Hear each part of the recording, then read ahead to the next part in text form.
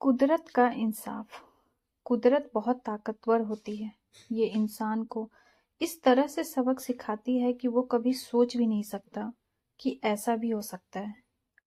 इसीलिए कई दफा इंसान ने जैसा सोचा है वैसा नहीं होता, बल्कि वैसा होता है जैसा कुदरत चाहती है। कुदरत का इंसाफ कुदरत अपने ही तरीके से करती है। आइए जानते हैं ऐसी ही एक कहानी जिसमें कुदरत अपना रंग दिखाती है और दहेज की लोभियों को सबक सिखाती है। कुदरत का इंसाफ।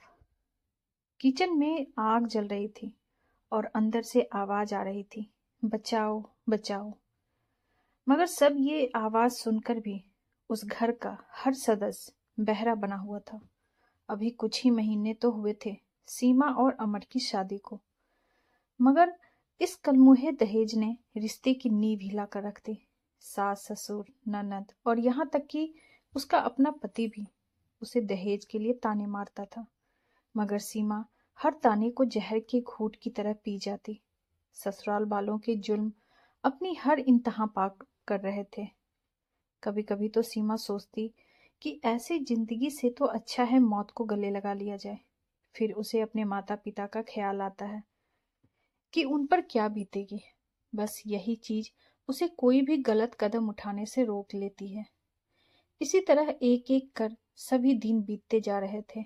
उसके ससुराल वाले न जाने कहां से उसे तंग करने के रोज कोई बहाना खोज लेते थे।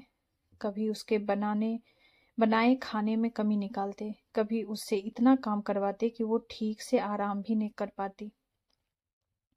न जाने उसे कब इस अत्याचार से मुक्ति मिलती और उसके साथ हो रहे अन्याय के लिए उसे इंसाफ मिलता।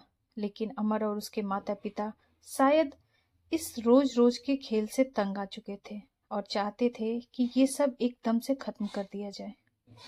ये सब खत्म करने के लिए उन्होंने सीमा को ही खत्म करने का फैसला किया और अमर के साथ उसके माता पिता ने मिलकर ये प्लान बनाया कि रात को किचन में गैस खुली छोड़ दी जाएगी।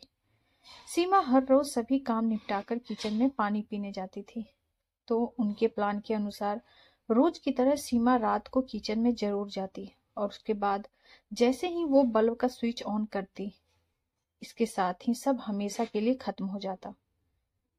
रात हो चुकी थी, सभी सोने के लिए लेट चुके थे। सीमा अभी भी अपने काम में जुटी हुई थी। हालांकि उसके पति ने उसकी कभी कदर नहीं की, लेकिन वो पत्नी होने का हर फर्ज पूरी ईमानदारी से निभाती थी। रात को अपनी सास के पैर दबाने के बाद सीमा उनके कमरे से निकली और किचन की तरफ चली गई। अमर अपने कमरे में लेटा हुआ था। आमतौर पर वो सीमा के जाने से पहले सो जाता था, मगर आज तो उसे नींद आ ही नहीं रही थी। शायद वो खुश था कि उसके रचित चक्रव्यूह से आज उसे सीमा से हमेशा हमेशा के लिए छुट्टी मिल जाएगी। सीमा किचन की तरफ बढ़ रही थी। किचन का दरवाजा खुला और जैसे ही बल्ब जलाया गया, तुरंत ही आग ने पूरा किचन घेर लिया। ऐसे लग रहा था मानो जैसे कहीं चुपके से बैठा हुआ शेर अचानक ही उस अपने शिकार पर आ झपटा हो। बस कुछ ही देर में किचन से आवाजें आने लगी, बचाओ बचाओ।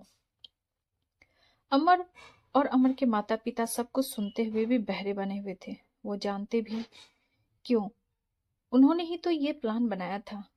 जब 2 मिनट बीत गए तो वो लोग उठकर किचन की तरफ गए। अभी किचन तक पहुंचे ही थे कि वहां का दृश्य देख उनके होश उड़ गए। कुदरत का इंसाफ हो चुका था। उन्हें अपनी आंखों पर विश्वास नहीं हो रहा था। उन्होंने देखा उनकी बहू सामने खड़ी थी। तभी एक आवाज आई, मुझे बचा लो भाभी, मैं मरना नहीं चाहती।